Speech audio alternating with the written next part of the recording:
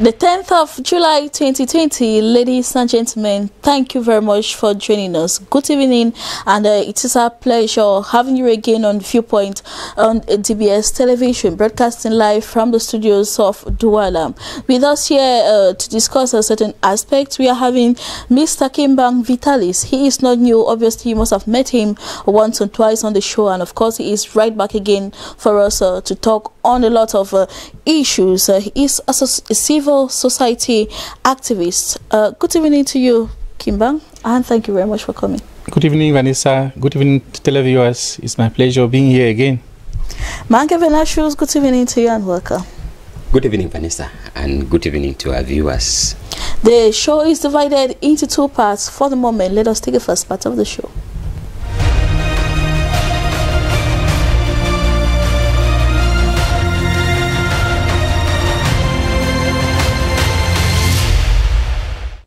Question 1: is the limited number of students called for in Form 1 next year in Cameroon practicable? I'll begin with you, Vitalis. Yes or no? No. No. Manga Venashus? No, Vanessa. No, it is not. Question 2: with Kenya cancelling the academic year and Nigeria's certificate exams, any lesson for Cameroon? Manga Venashus? Yes, Vanessa. Yes. And Vitalis? No. No lesson for Cameroon.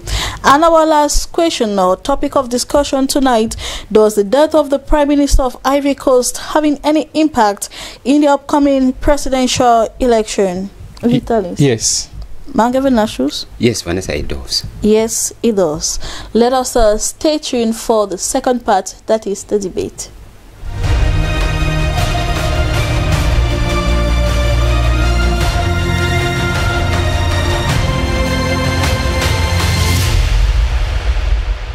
Once more, welcome back. A reminder of our first question: is the limited number of students called for in Form 1 next year in Cameroon practicable? And Vitalis, you think that no, it is not practicable. This week, the Minister of Secondary Education, Professor Nalova Lyonka, came out with a communique asking that, or saying that students in Form 1 should be limited to a number of 50 students. How practicable is that?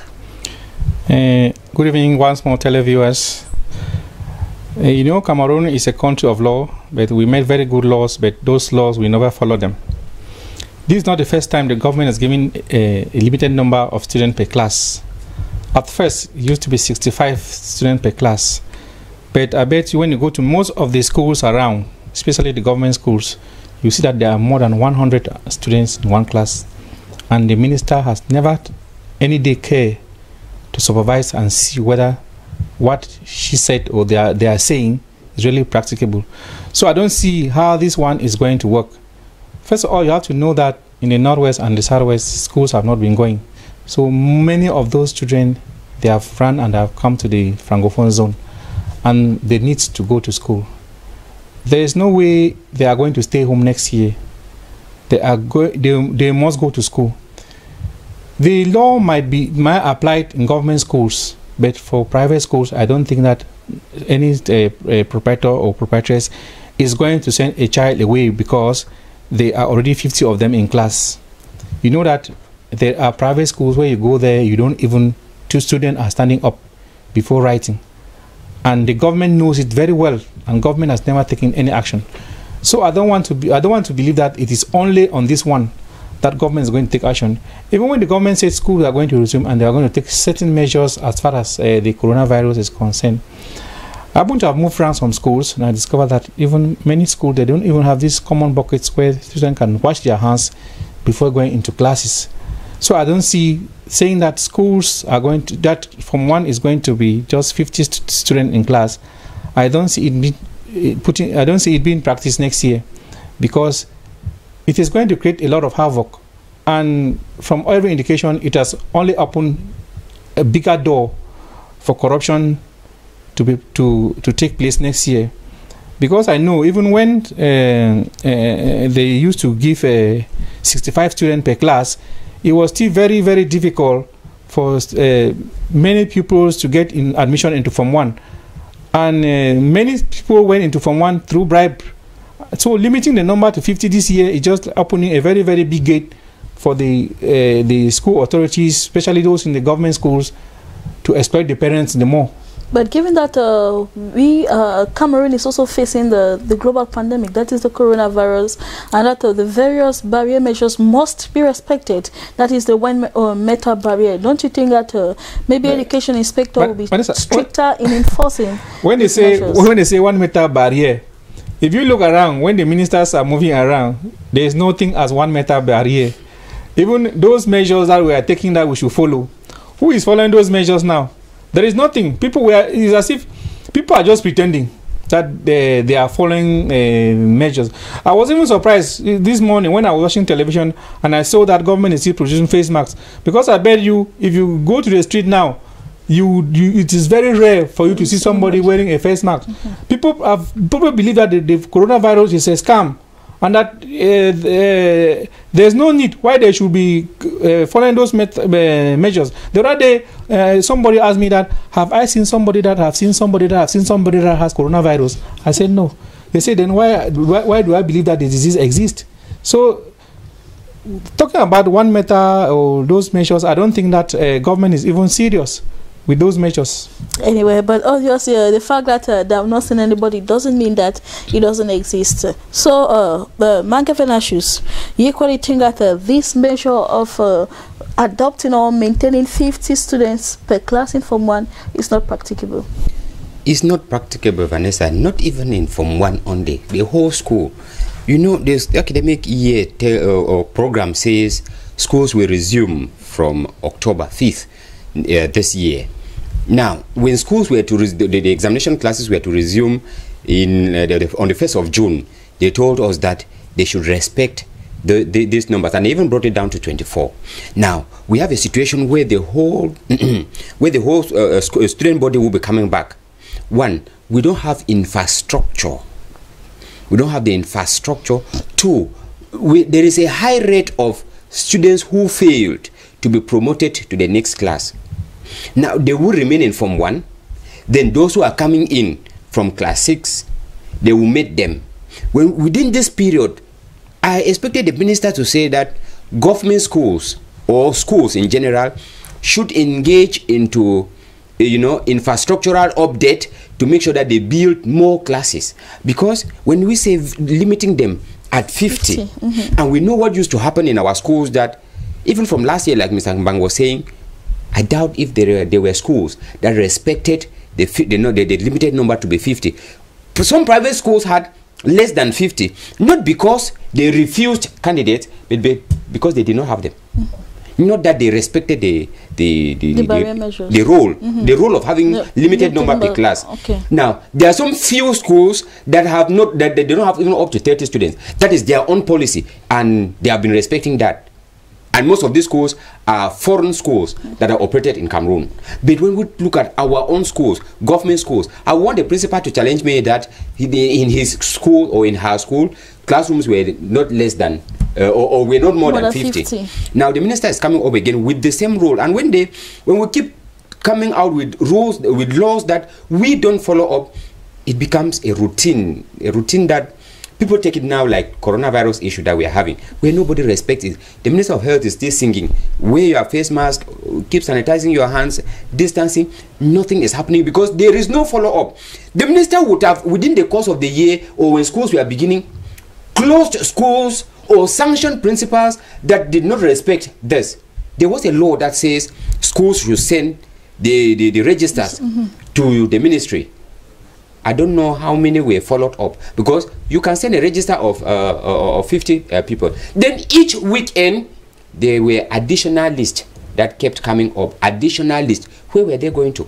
Such that at the end of the year, you see a class that was supposed to be 50, 78, 82, 84, 100. We had classes here in Douala, more than 100 students in a class that was supposed to be 50. Now, when we say Form 1 will be 50 students, what happens to the rest? That's why he says we are now opening a vein for corruption, because when you come in and the principal tells you, Madam, I'm sorry, we are already more than 50. Remember that we are talking about government schools, and parents always want to have their children enrolled in government schools because we say that it is cheaper. No, it is not free.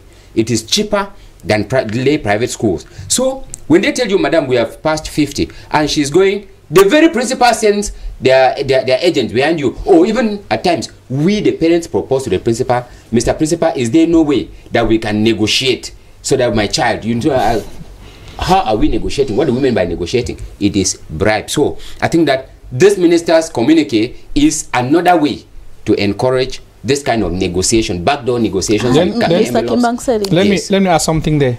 For example, now there was when you go back to most of the lycees, from the Form 2 or the Form 3 of this year, maybe there were 75 students in that class and 70 passed, and they are going to Form 3. How are you when you want to limit the number to 50?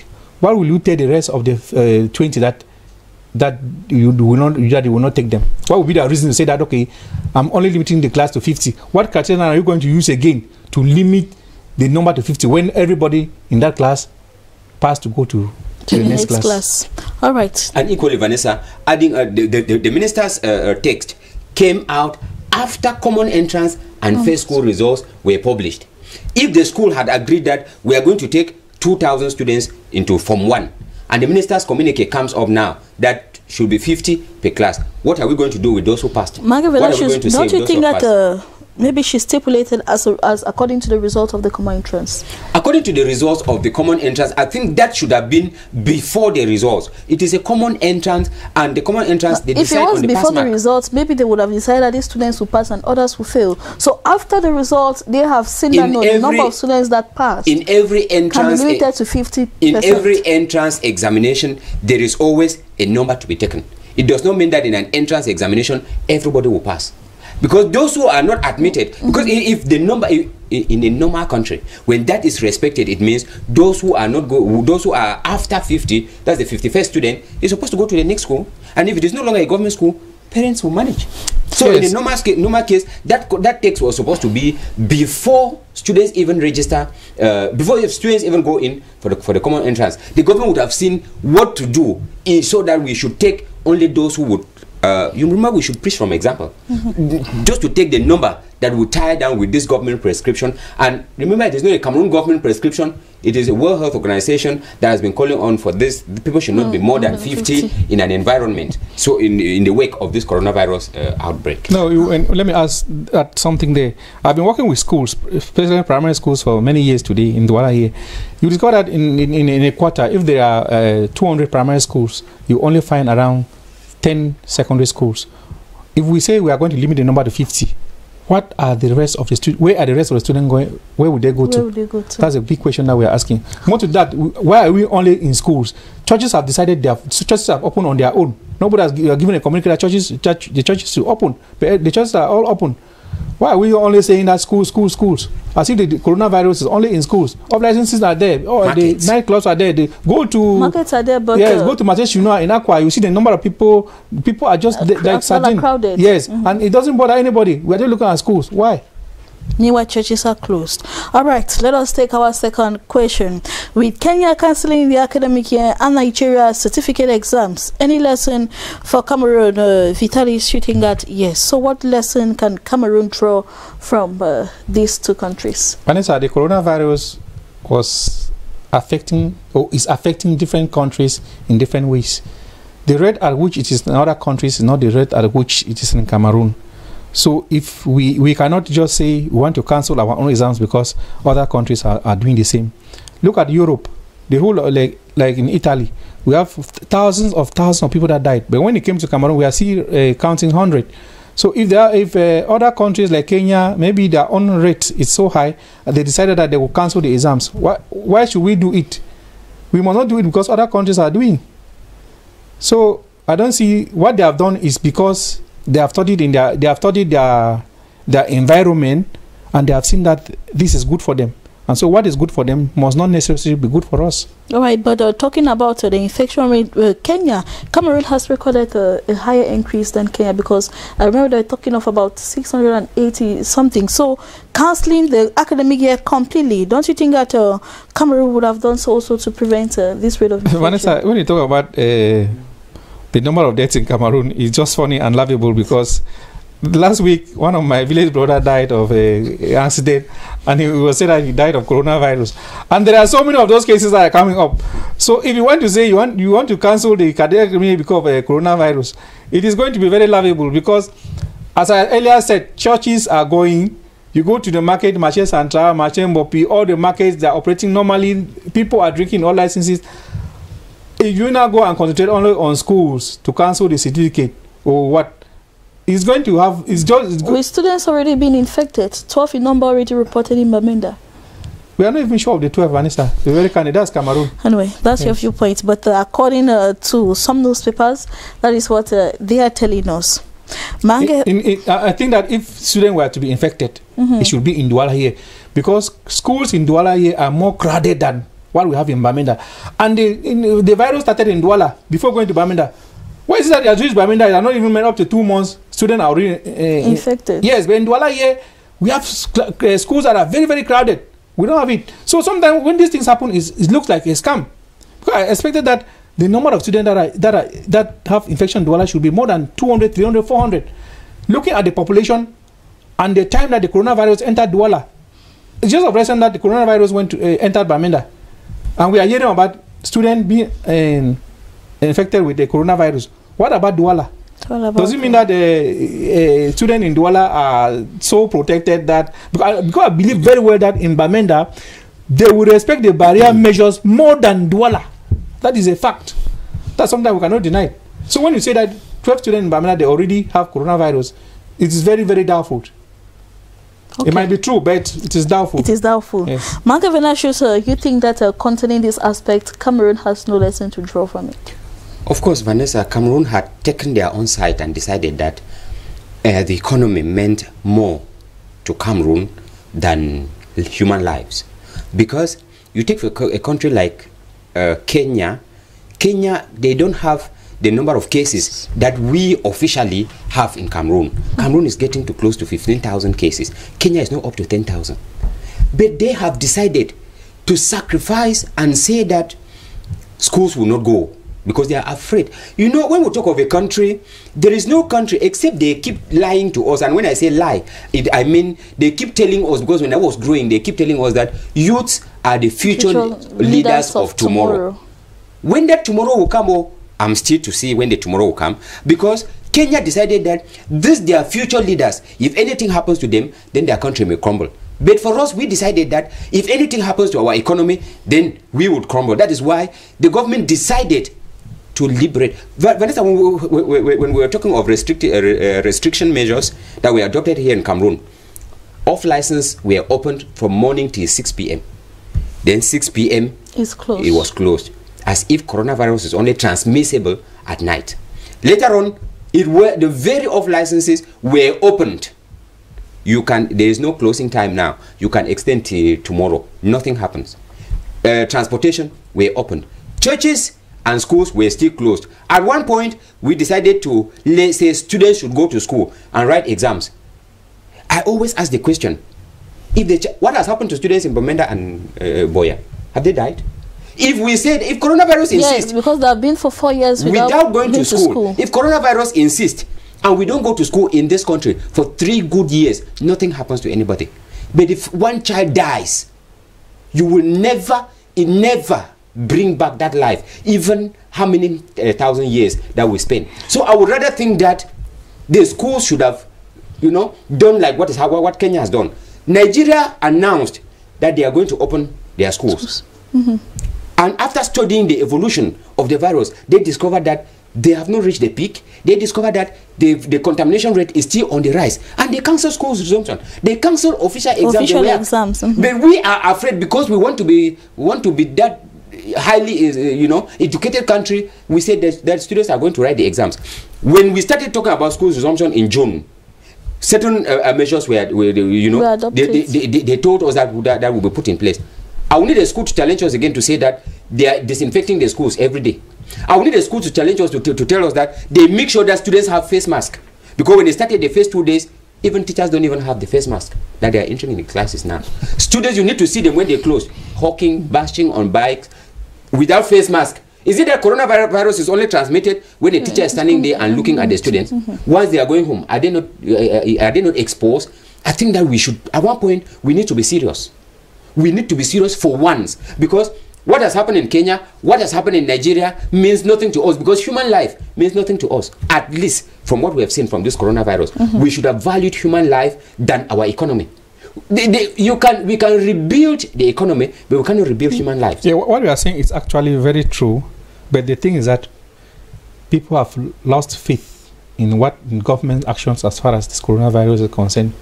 The other day you heard about one of these hospitals in town where the patient died and they said it was coronavirus.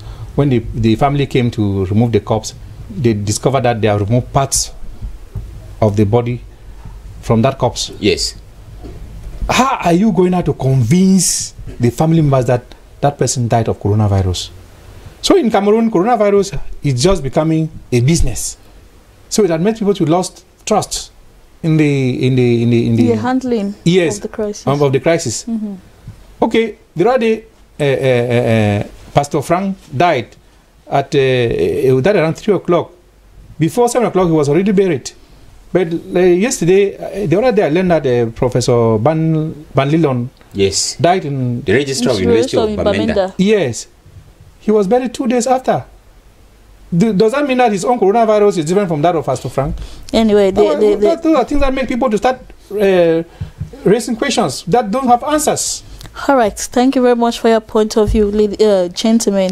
Let us take our last question tonight. Does the death of the Prime Minister of Ivory Coast having any impact in the upcoming presidential election? And Mr. Kimbang, you think that yes, it has an effect? We are talking about later Prime Minister Amadou Gon Coulibaly, who died, is it 2 days ago, after his return from France from medical care, and of course he was the presidential choice of the ruling party.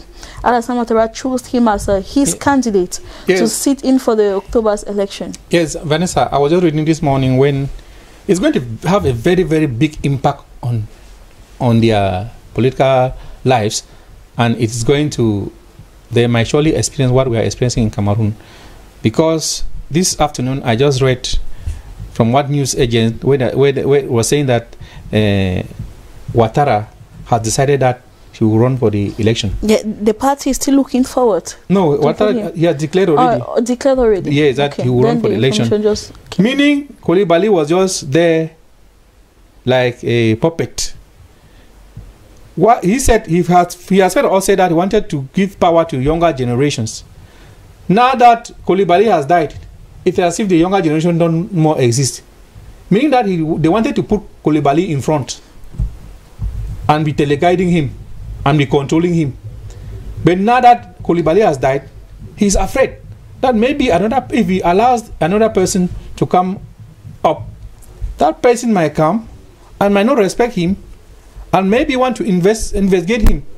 You know, he was involved during the last presidential election when Gbagbo was said to have won the election.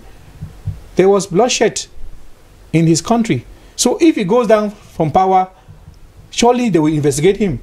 So those are the things that are making him to say no. Since Coulibaly is no more there, the person that I was thinking that if he is in power, he will protect me. Since he's no more there, I'm going to run for the election. And once a sitting president in Africa says that he's running for a rerun, we already know that he will win, especially in these French African countries. So that might possibly lead to another civil war, because he had first of all announced that he will not sit in again for a third term. Yes. We know what Côte d'Ivoire has gone through, and we are afraid that if he does not change his mind to say that no, I will maintain my words, we might experience another civil war in Ivory Coast. In Ivory Coast. All right. Thank you for your viewpoint. Mange Venatius, you think that the death of the Prime Minister will actually have an impact in this October's presidential election back in Ivory Coast? Yes, Vanessa. It is very obvious that the politicians or the political landscape in Ivory Coast will never be the same again, because Ouattara had placed his point, or he has placed his picks on the right position, because he knew. Remember, Ouattara and Amadou Gon Coulibaly, they are from the same political party. So he knew that it is my party that will still remain the ruling party. That is why he opted and said the prime minister would take over from him as their party's candidate for the presidential election. Nature has it as nature always does things, has shifted everything. Now it is no more the prime minister. He is no more there, and it is obvious that that Ivory Coast will now have to start strategizing both from the ruling party, the ruling Kang, and the opposition team, because they had already programmed to tackle the opponent. The opponent. But things have changed, and like Mr. Kimbang was saying, Ouattara is coming back again to be a candidate in an election which he had before now declared that he will no longer participate. It is obvious that Ivorians will not take that as simple as that. Remember, what led to his, what brought him to power was French involvement in the in the politics of Ivory Coast, with France gradually losing control or grip of African countries. There are every indications that Africans are gradually, gaining that consciousness that we should not allow the future of our countries to be ruled by foreigners. And we are afraid now that Ivory Coast may slip back into a state. All right, Mangavana shows Alassane Ouattara still has up to the 1st of September to designate another candidate that could sit in for his party. We are not yet that sure. It's not yet official that he will run back for the elections. And so remember that in the newsroom we were trying of discussing who could be next, and some people were thinking that Ahmed Bakayoko could be maybe or could be set in place as the candidate for the ruling party. We are using the word may, and they say absolute power corrupts absolutely, and when you test power, it's difficult to let it go, and that is what these presidents are telling us, that it is not easy to allow go of those presidential prerogatives that they enjoy. We are still expecting to see if Alassane Ouattara will succeed to overcome that African trend of saying that you go in for one term and then leave power. If he succeeds in designating a different candidate that he will not stand for elections, I think that he has succeeded to write his name among African ancestors. When we talk of ancestors in Africa, it's not every other person who died who is referred to as an ancestor. I think that he should be. And probably maybe that now will bring an end to the tensions, the political tensions that have been going on in that country. A closing word from you, Kimba. Yes, what I've said that Ouattara surely will be very afraid, because if Guillaume Soro has to come back, it will be a very big blow to him. Oh yes. Yes. So I think that he will surely stand again as a presidential candidate. As news is, yes, because news is of the opinion that he is contemplating, he is declaring that he will run since the prime minister is no longer there. All right, we just hope that nature will be with the people of Ivory Coast, so that peace, or they will not experience that civil war that they used to. Ladies and gentlemen, thank you very much for your kind attention, as well as those here with us on set. On Monday, we will take a rendezvous, and hopefully, God willing, we'll be right back. Do have a blessed weekend. Bye-bye.